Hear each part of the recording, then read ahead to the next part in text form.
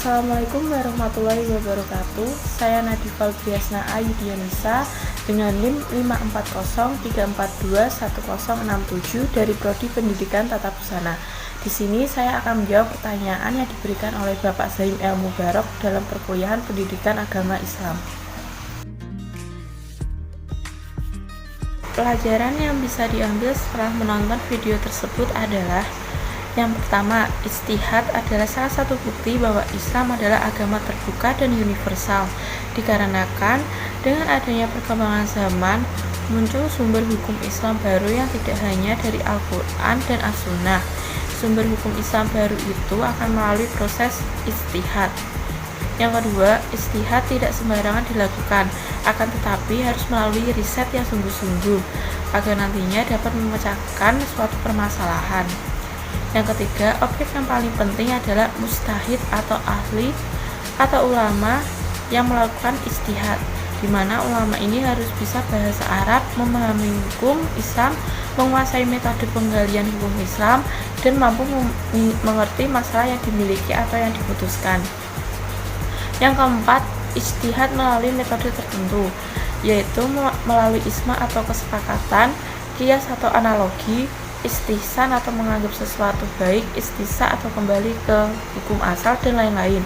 Yang kelima, ijtihad harus bisa menghasilkan hukum Islam yang berbeda, tetapi tidak bertentangan dengan Al-Quran dan As-Sunnah. Contoh ijtihad di era milenial saat ini adalah: yang pertama, ada penggunaan vaksin untuk mengurangi kasus COVID-19. Yang kedua, operasi plastik untuk menyembuhkan luka di bagian badan maupun wajah.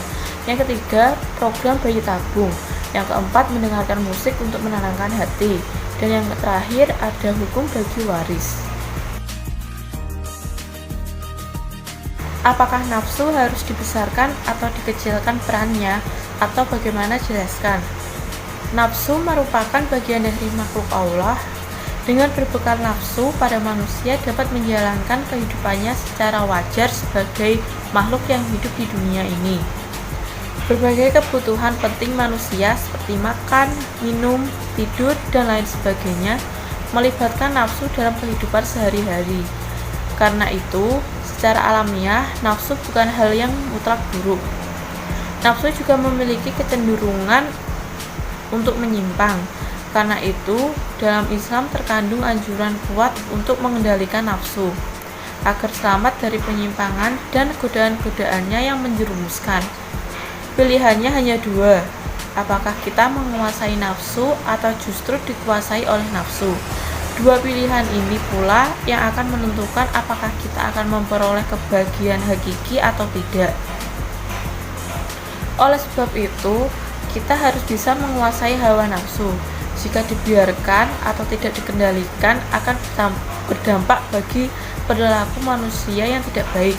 Contohnya, kalau bicara tidak jujur, berbuat fitnah, mengadu domba. Itulah sebagian dari kecil dari dampak yang tidak bisa mengendalikan hawa nafsu. Allah mewajibkan kita untuk beribadah adalah sebagai bentuk ketaatan kita kepada Allah Subhanahu wa Ta'ala sebagai umat Islam, dan untuk mendapatkan kesuksesan yaitu ketakwaan. Takwa, kata Ustadz Miftahuddin, merupakan sebuah proses yang harus dijalani oleh seseorang. Itu sebabnya takwa tidak akan pernah ada akhirnya, sehingga menuntut manusia selalu beribadah kepada Allah. Bertakwa agar manusia mendapatkan keuntungan hingga akhirat nanti. Fungsi ibadah bagi kehidupan manusia yaitu: yang pertama, untuk mendekatkan diri kepada Allah. Yang kedua, untuk melatih kedisiplinan diri. Yang ketiga, untuk mendidik mental. Yang keempat, agar manusia selalu ingat kewajibannya. Definisi agama Islam.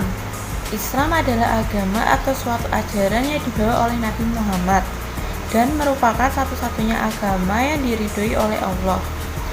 Kata Islam berasal dari kata aslama, yuslimu, dan islaman, yang berarti tunduk, patuh, dan selamat. Islam berarti kepasrahan atau ketundukan secara total kepada ajaran-ajaran Islam yang diberikan oleh Allah. Sebagai seorang muslim, kita selalu berusaha untuk menjalankan perintah Allah dan menjauhi larangannya. Berbagai ibadah kita lakukan meski masih belum bisa sempurna. Sekian jawaban yang bisa saya berikan. Apabila ada kesalahan maupun kekeliruan, saya meminta maaf dan mohon untuk dibenarkan.